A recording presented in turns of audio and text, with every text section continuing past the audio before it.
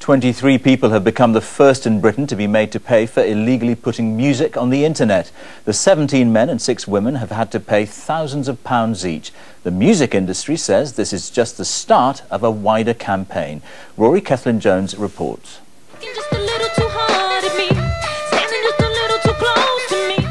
Jennifer Lopez is selling plenty of CDs right now, but you can also download her music for nothing from the internet, and millions of people have got used to doing just that.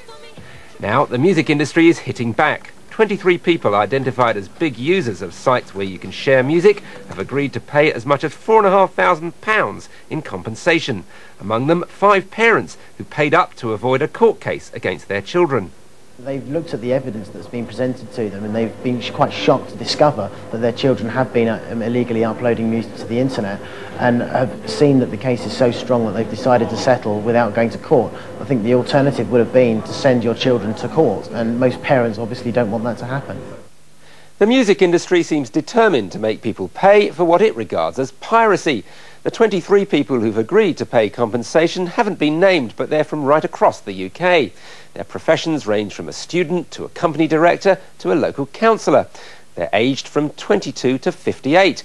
Though, as we've seen, some are parents whose children have been sharing music over the net.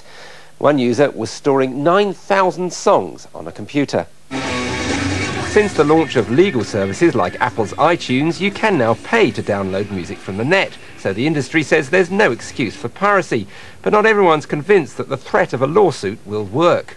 There will always be people illegally sharing and downloading files, especially young people, people who tend to have a lot of money. They'll always be looking for music for free in the same way that they did in the 80s with taping and CD recording. More people can now expect a threatening letter. Another 31 computer users who share music have been targeted for legal action.